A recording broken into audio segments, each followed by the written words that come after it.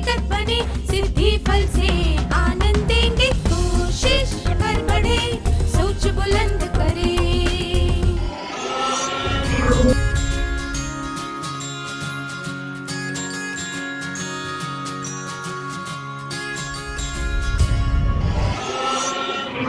नमस्ते छात्रों, इस परिस्थिति के बारे में सुनिए। आप एक फलों की दुकान पर हैं, जहां से आप आमतौर पर फल खरीदते हैं। आप वहां एक व्यक्ति से मिले जिसे आप जानते हैं। आप उसको देखकर मुस्कुराए, फिर उससे कुछ बातें की। फिर आपने अनार का भाव पूछा। दुकानदार ने कहा 50 रुपए किलो, पर आपके पास केवल 25 रुपए हैं। अनार खरीदने के लिए आपको 25 रुपए और चाहिए। अब आप क्या करेंगे? 1. घर जाकर और पैसे लाएंगे, फिर वो फल खरीदेंगे। 2. 1 किलो अनार खरीद लेंगे और दुकानदार से वादा करेंगे कि आप वापस आकर बाकी के पैसे दे देंगे। 3. जितने पैसे हैं उससे आधा किलो अनार खरीद लेंगे। या 4. आप जिस व्यक्ति से दुकान पर मिले उससे 25 रुपए उधार ले लेंगे। क्या आप तीनों इस परिस्थिति का अभिनय करके दिखा सकते हैं?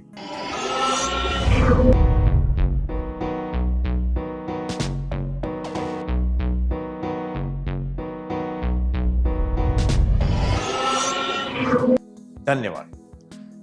परिस्थिति को ध्यान में रखते हुए आप उस समय जो सोच रहे हैं, आप उसके अनुसार इनमें से कोई भी निर्णय ले सकते हैं, है ना? तो समस्या एक रुकावट होती है जो हमारी इच्छाओं को पूरी करने की राह में आती है। इस रुकावट का सामना करना, इससे निपटना और इससे बाहर निकलना, इसे ही समस्या को हल करना कहते हैं। मैं दोहराता हूं, समस्या एक रुकावट होती है जो हमारी इच्छाओं को पूरी करने की राह में आती है। इस रुकावट का सामना करना, इससे निपटना और इससे बाहर निकलना, इसे ही समस्या को हल करना कहते हैं। हमारे जीवन में हम कई परेशानियों का सामना करते हैं।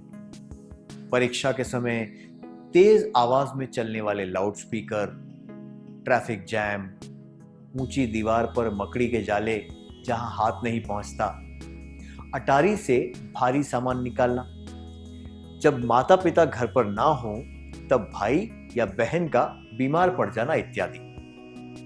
क्या अब आप ऐसी समस्याओं की सूची बना सकते हैं जो हमारे रोजमर्रा के जीवन में आती हैं?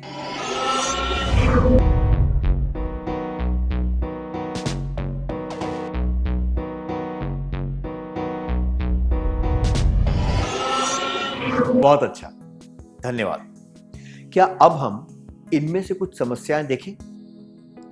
टीवी पर जब आपका मनपसंद कार्यक्रम आ रहा हो, तब घर के राशन का सामान खरीदने जाना, भीड़ वाली बस में सफर करना क्योंकि आप जल्दी में हैं, बहुत भारी सामान उठाना, नए जूते पहनने की आदत डालना जो आपको चुभते हैं, जब कोई लगातार बातें कर रहा हो तब किसी चीज पर ध्यान देने की कोशिश करना, परीक्षा से एक दिन पहले बीमार पड़ जाना,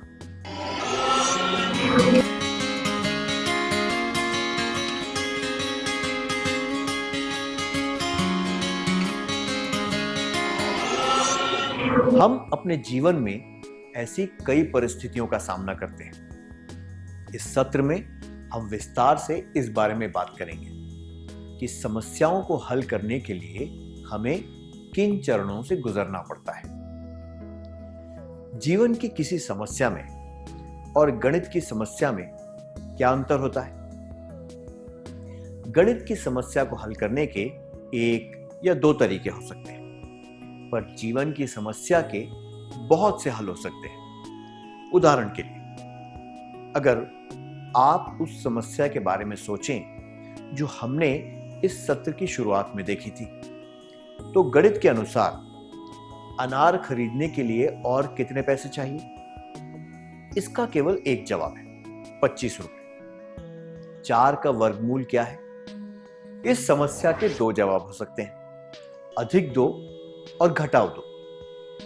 पर वास्तविक जीवन की समस्याओं में कई हल हो सकते हैं, जैसे कि हमने पहले देखा था, दुकानदार को बाकी के पैसे बाद में देना, पहचान वाले व्यक्ति से पैसे उधार लेना, या जितने पैसे हैं उतने ही फल खरीदना। हमने इससे क्या सीखा?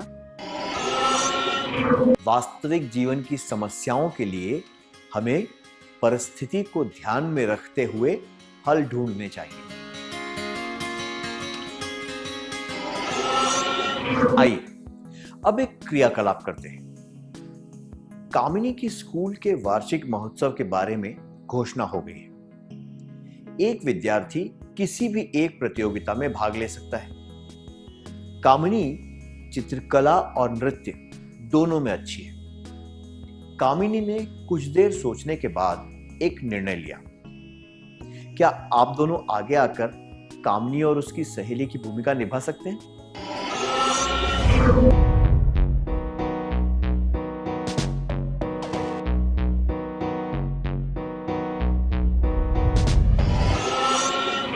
बहुत अच्छा अभिनय था, धन्यवाद। अगर आप कामिनी की तरह चित्रकला और नृत्य दोनों में अच्छे होते, पर आप एक ही प्रतियोगिता में भाग ले पाते, तो आप इस साल चित्रकला और अगले साल नृत्य में भाग लेने के बारे में सोच सकते थे, या फिर परिस्थिति को ध्यान में रखते हुए इसका विपरीत भी कर सकते थे। अब तक हमने देखा कि किसी समस्या को परिस्थिति के अनुसार कैसे हल करना चाहिए। क्या अब हम देखें कि समस्या को हल करने के चरण कौन से होते हैं? पहले एक खेल खेलेंगे। इसके लिए मुझे 4 विद्यार्थी चाहिए। कृपया स्वेच्छा से आगे आ जाए। एक विद्यार्थी को हर समय इधर उधर हिलते रहना है। बाकी के 3 विद्यार्थियों को उसकी परछाई पकड़ने की कोशिश करनी है। क्या हम शुरू करें?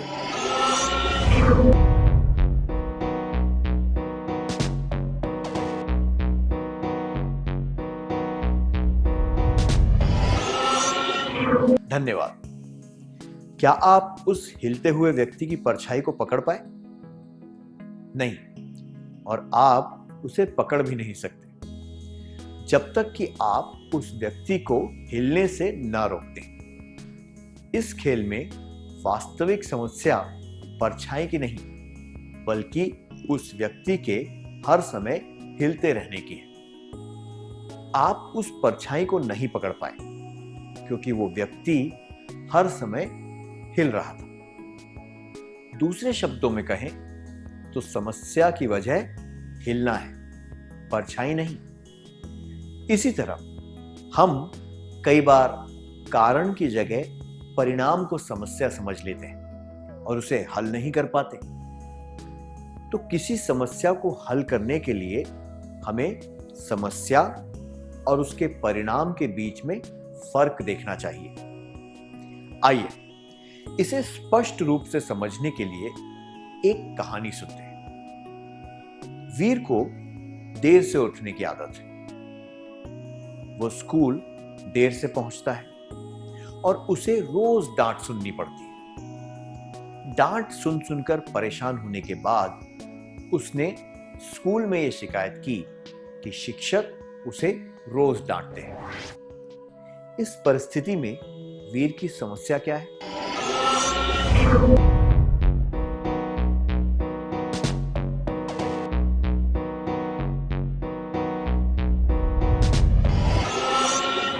अपने जवाब देने के लिए धन्यवाद। वीर की समस्या क्या है? डांट पड़ना या सुबह देर से उठना?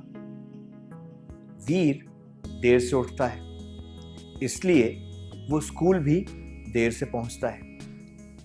इस वजह से उसे शिक्षकों की डांट सुननी पड़ती है। अगर वीर ये बात समझ जाए तो वो इस समस्या का हल ढूंढ सकता है। सत्र की शुरुआत में हमने फल की दुकान वाली परिस्थिति देखी थी। उसमें समस्या थी पैसे न होना और उसका परिणाम था फल न खरीद पाना। अगर ये अच्छी तरह समझ आ जाए तो इसका हल आसानी से निकाला जा सकता है। तो ये जरूरी है कि समस्या को स्पष्ट रूप से पहचान लिया जाए। समस्या हल करने के चरण। हमें समस्या को पहचानना चाहिए। अब एक क्रियाकलाप करेंगे। स्क्रीन पर एक तालिका दिखाई जाएगी जिसमें 2 खंड हैं। पहले खंड में कुछ परिणाम दिए गए हैं और दूसरे खंड में समस्याएं दी गई हैं, पर इनका क्रम सही नहीं है। आपको इनके सही जोड़े बनाने हैं। क्या हम शुरू करें? असर अथवा परिणाम, समस्याएं, माता पिता की डांट, खाने पीने की गलत आदतें होना, भविष्य के बारे में स्पष्टता ना होना, समझदारी की कमी, पढ़े गए पाठ याद ना रहना, जिद, अनुचित व्यवहार, तबीयत ठीक ना होना, समझे बिना पाठ को रटना, दोस्तों के साथ झगड़ा, आगे की योजना ना बनाना।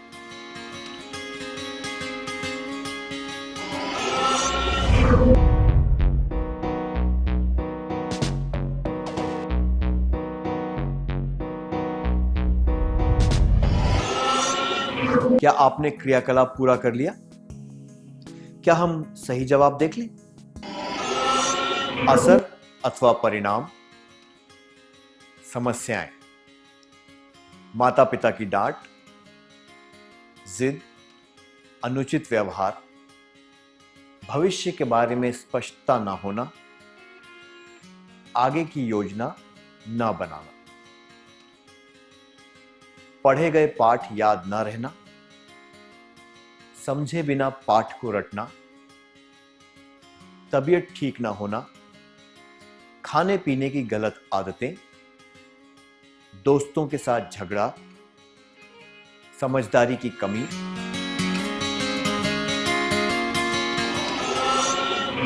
जब हम जिद करते हैं या अनुचित व्यवहार करते हैं तभी हमें माता पिता की डांट सुननी पड़ती है। जब हम आगे की कोई योजना नहीं बनाते तो हमें भविष्य के बारे में चिंता होती है। जब हम बिना सोचे समझे पाठ रट लेते हैं तभी हम पाठ भूल जाते हैं। खाने पीने की गलत आदतों की वजह से हमारी तबीयत खराब होती है। दोस्तों के बीच झगड़ा तब होता है जब उनमें समझदारी की कमी होती है। हमने इससे क्या सीखा? अगर हम समस्या और उसके परिणामों के बीच का फर्क समझ जाएं, तो हमारे लिए समस्या को हल करना आसान हो जाता है। अब हम इस सत्र का सार संक्षेप कर लें।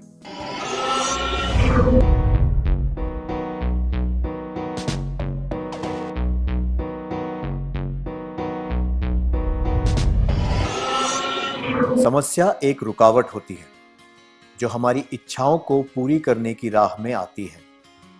इस रुकावट का सामना करना, इससे निपटना और इससे बाहर निकलना, इसे ही समस्या को हल करना कहते हैं। वास्तविक जीवन की समस्याओं के लिए हमें परिस्थिति को ध्यान में रखते हुए हल ढूंढने चाहिए। समस्या हल करने के चरण। हमें समस्या को पहचानना चाहिए। क्या अब हम थोड़ा गृह कार्य लिख लें ताकि ये बातें हमें अच्छी तरह याद रहें।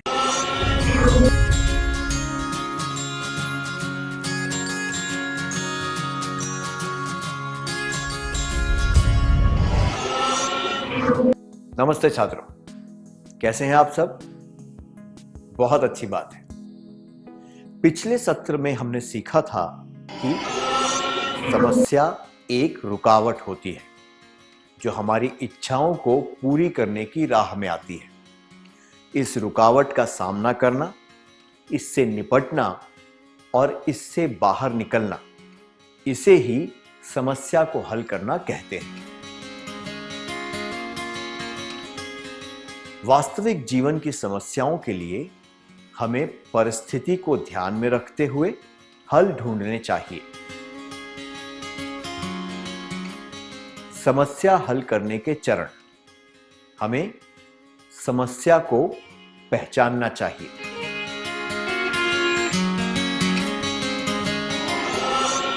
अब एक क्रियाकलाप के द्वारा हम समस्याओं को हल करने का अगला चरण देखेंगे।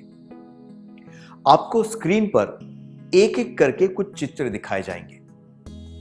क्या आप बता सकते हैं इनमें क्या दर्शाया गया है?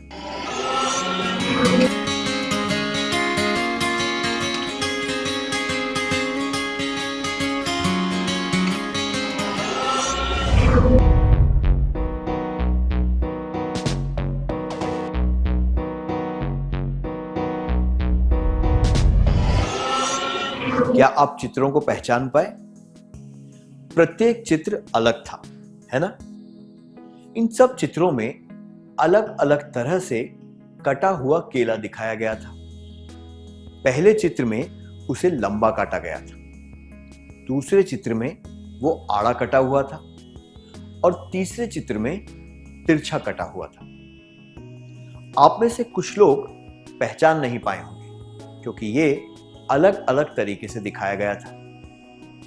अगर आपने इसे अलग नजरिए से देखने की कोशिश की होती तो शायद आप केले को पहचान पाते। इसी तरह अगर किसी समस्या को अलग नजरिए से देखा जाता है तो उसके हल ढूंढना आसान होता है।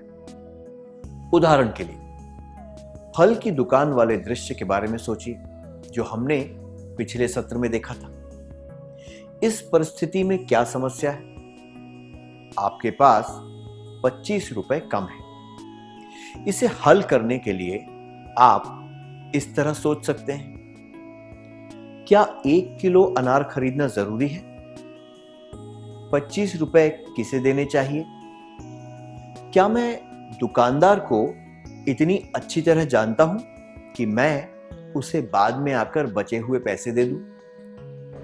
मेरी मदद और कौन कर सकता है? क्या इस परिस्थिति में किसी से पैसे उधार लेना ठीक है? क्या मुझे इस परिचित व्यक्ति से उधार लेकर दुकानदार को पैसे दे देने चाहिए? क्या मैं इस व्यक्ति को इतनी अच्छी तरह जानता हूं कि इससे पैसे उधार ले सकूं? क्या यह मुझे पैसे देगा?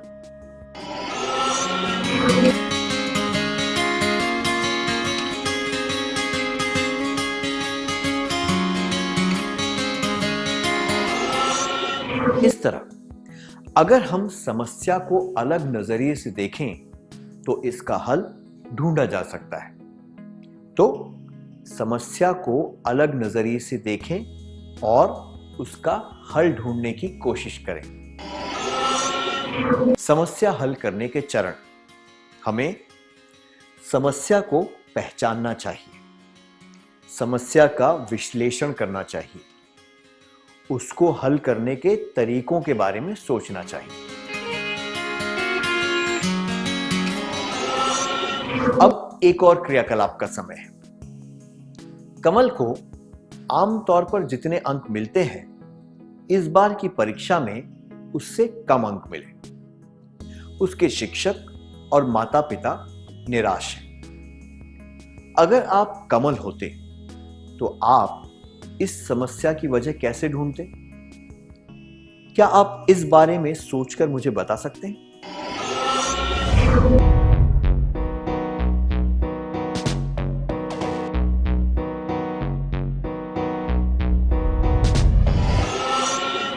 अच्छी तरह सोचकर बताने के लिए धन्यवाद। क्या मैंने अच्छी तरह पढ़ाई की थी? मैंने जो भी पढ़ा था क्या मुझे वो अच्छी तरह समझ में आया था? क्या मैंने मन लगाकर पढ़ाई की थी? परीक्षा के लिए जितने भी पाठ पढ़ने थे क्या मैंने वो सारे पढ़ लिए थे? क्या मुझे पाठ याद रखने में परेशानी होती है? अगर समस्या को इस तरह अलग अलग दृष्टिकोण से देखा जाए तो कम अंक प्राप्त होने के कारण पता किए जा सकते हैं और इसका हल भी ढूंढा जा सकता है। अब चौथा चरण है। आइए फल की दुकान वाली समस्या फिर से देखते हैं और उसके हल ढूंढने की कोशिश करते हैं। घर जाकर 1 किलो फल खरीदने के पैसे ला सकते हैं। 1 किलो फल खरीद सकते हैं और दुकानदार को बाद में बाकी के पैसे दे सकते हैं। अगर आप कभी भी किसी से पैसे उधार नहीं लेना चाहते तो आधा किलो फल खरीदकर घर जा सकते हैं। अगर 1 किलो फल खरीदना जरूरी है तो पहचान वाले व्यक्ति से पैसे उधार ले सकते हैं।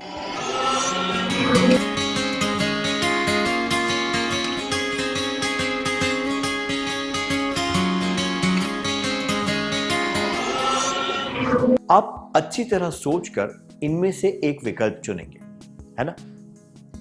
परिस्थिति के अनुसार उचित विकल्प चुनना समस्या को हल करने का ये चौथा चरण है। समस्या हल करने के चरण। हमें समस्या को पहचानना चाहिए, समस्या का विश्लेषण करना चाहिए, उसको हल करने के तरीकों के बारे में सोचना चाहिए, सबसे उचित हल को चुनना चाहिए।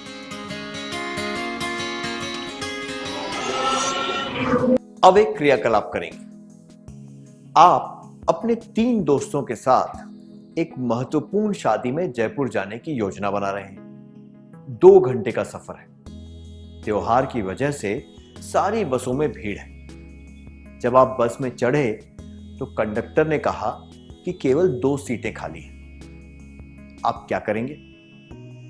1, क्या आप में से 2 व्यक्ति इस बस में बैठकर जाएंगे और बाकी के 2 अगली बस का इंतजार करेंगे? 2, क्या आप सब मिलकर अगली बस का इंतजार करेंगे? 3, क्या आप एक गाड़ी किराए पर लेकर जयपुर जाएंगे?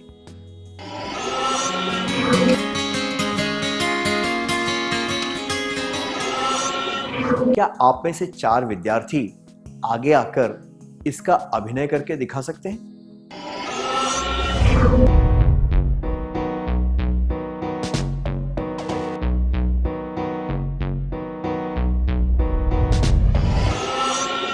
धन्यवाद। अगर आप सब पहले भी जयपुर जा चुके हैं तो आप अलग अलग बसों में जा सकते हैं। अगर आप सब पहली बार जयपुर जा रहे हैं तो आप अगली बस का इंतजार कर सकते हैं। अगर बाकी की बसों में भी भीड़ है, ज्यादा समय नहीं है और आपके पास पर्याप्त पैसे हैं तो आप किराए की गाड़ी से भी जा सकते हैं। इस परिस्थिति में आप इनमें से कोई भी विकल्प चुन सकते हैं। आइए अब समस्या को हल करने के अगले चरण के बारे में जानते हैं। कृपया जोड़े बनाकर बैठ जाइए। स्क्रीन पर एक डिजाइन दिखाई जाएगी। आपको वो डिजाइन अपनी नोटबुक में बनानी है।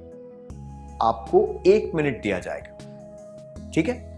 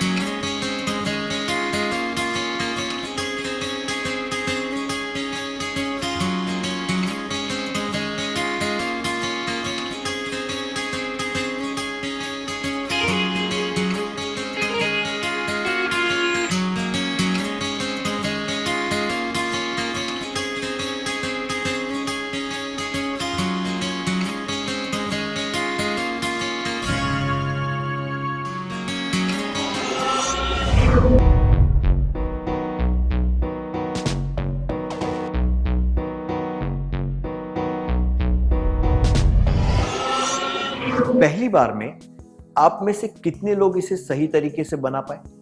कृपया अपने हाथ ऊंचे करिए। यह आसान नहीं था, है ना? अगर आप इसे कर पाए तो यह एकदम सही तरीके से नहीं बना था। ठीक है? अब 2 पेंसिलें लें और उन्हें एक रबड़ से साथ में बांध लें। अब इस डिजाइन को फिर से बनाने की कोशिश करें।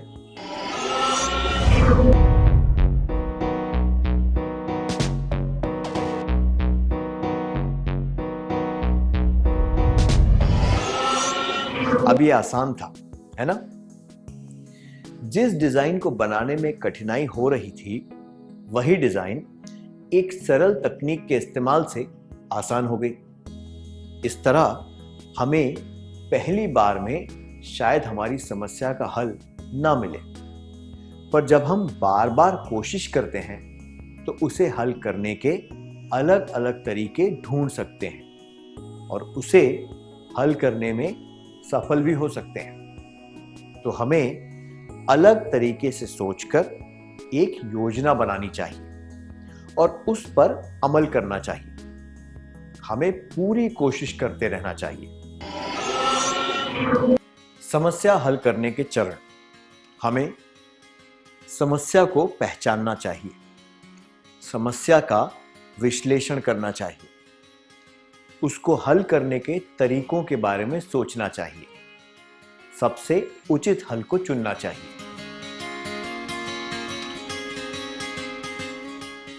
अलग तरीके से सोचना चाहिए, एक योजना बनानी चाहिए, योजना पर अमल करना चाहिए और प्रयत्न करते रहना चाहिए। अब एक और क्रियाकलाप। आपको करारी कचौड़ियां खाना पसंद है, पर आपको कचौड़ी बनाना नहीं आता। आपके माता पिता घर पर नहीं है, पर उन्होंने कचौड़ी का मसाला और आटा तैयार करके रखा है। घर पर कोई नहीं है, इसलिए आप अकेले ही इसे बनाने की कोशिश कर रहे हैं। आपको कठिनाई हो रही है। अच्छी कचौड़ी कैसे बनती है, यह आप किस तरह सीख सकते हैं? क्या आप 4-4 के समूह बनाकर इस बारे में चर्चा कर सकते हैं और अपने जवाब बता सकते हैं?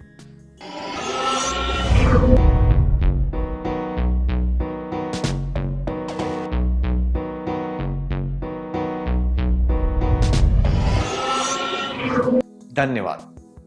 सबसे पहले आप छोटी कचौड़ियां बना सकते हैं। शुरुआत में शायद आप गोले के अंदर ज्यादा मसाला ना भर पाएं, या उसे ठीक से बंद ना कर पाएं, या फिर कचौड़ी को अच्छी तरह ना तल पाएं।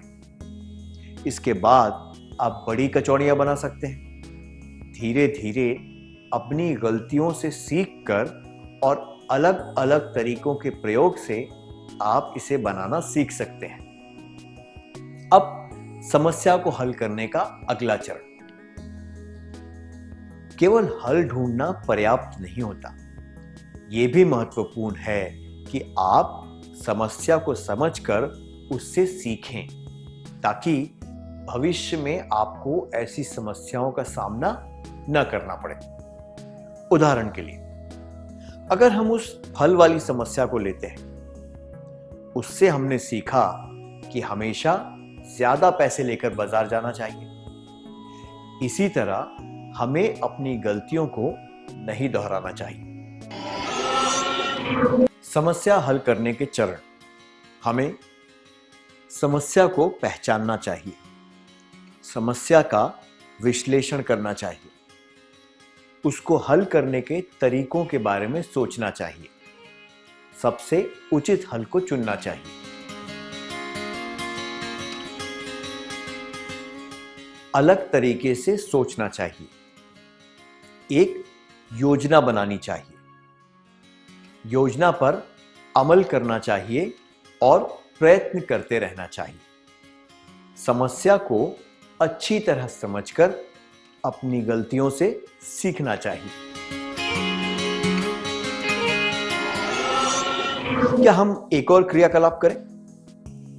आप घर पर अकेले हैं। अचानक आपके घर कुछ मेहमान आ गए। आप उन्हें पीने के लिए कुछ देना चाहते हैं। कुछ लोगों को कॉफी चाहिए और कुछ को चाय। जब आप रसोई में गए तो आपने देखा कि घर में दूध नहीं है। क्या कुछ विद्यार्थी आगे आकर इस दृश्य का अभिनय करके दिखा सकते हैं? फिर आपको बताना है कि आपने इससे क्या सीखा।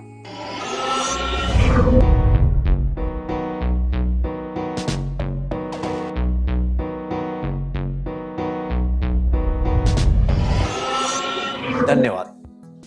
तो हमने सीखा कि मेहमानों को पूछने से पहले ये देख लेना चाहिए कि घर में क्या क्या उपलब्ध है, नहीं तो बाद में शर्मिंदा होना पड़ता है। क्या हम एक और क्रियाकलाप करें? परीक्षा में गणित की समस्या हल करने और वास्तविक जीवन की कोई समस्या हल करने के बीच क्या अंतर होते हैं? क्या आप 4-4 के समूह बनाकर इस बारे में चर्चा करके एक सूची बना सकते हैं?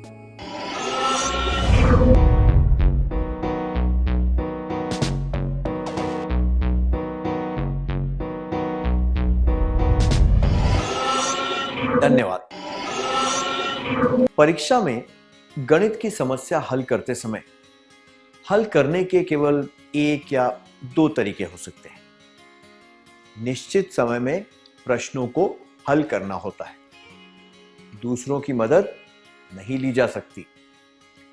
उत्तर पुस्तिका देने के बाद उसमें कोई बदलाव नहीं किए जा सकते। दूसरे लोग हमारे काम का मूल्यांकन करके हमें अंक देते हैं। जबकि वास्तविक जीवन की समस्याओं को हल करते समय परिस्थिति के अनुसार उसके कई हल हो सकते हैं। अगर आपातकालीन स्थिति ना हो तो पूरा समय लेकर समस्या के बारे में सोचा जा सकता है। हम जिन पर भरोसा करते हैं उनसे मदद ली जा सकती है।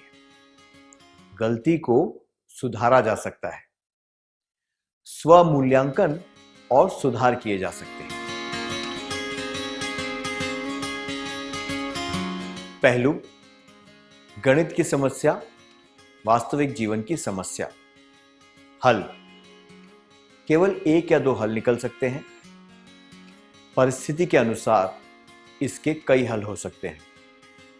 समय निश्चित, समय मिलता है। अगर आपातकालीन स्थिति ना हो तो पूरा समय लेकर समस्या के बारे में सोचा जा सकता है। दूसरों की मदद, दूसरों की मदद नहीं ले सकते। हम जिन पर भरोसा करते हैं उनसे मदद ली जा सकती है। सुधार, उत्तर पुस्तिका देने के बाद उसमें कोई भी बदलाव नहीं कर सकते। गलती को सुधारा जा सकता है। मूल्यांकन, दूसरे लोग हमारे काम का मूल्यांकन करके हमें अंक देते हैं। स्वमूल्यांकन और सुधार किया जा सकता है।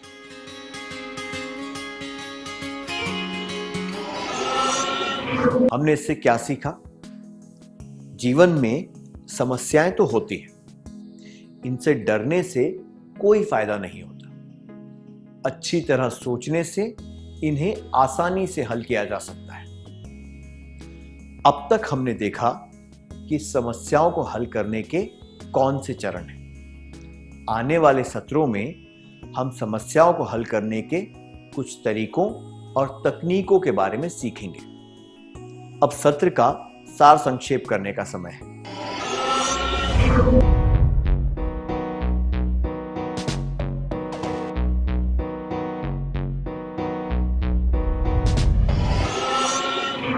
समस्या हल करने के चरण। हमें 1. समस्या को पहचानना चाहिए। 2. समस्या का विश्लेषण करना चाहिए। 3. उसको हल करने के तरीकों के बारे में सोचना चाहिए। 4. सबसे उचित हल को चुनना चाहिए। 5. अलग तरीके से सोचना चाहिए। 6. एक योजना बनानी चाहिए। 7. योजना पर अमल करना चाहिए और प्रयत्न करते रहना चाहिए। 8. समस्या को अच्छी तरह समझकर अपनी गलतियों से सीखना चाहिए। क्या अब हम गृह कार्य लिख लें ताकि ये बातें हमें अच्छी तरह याद रहें?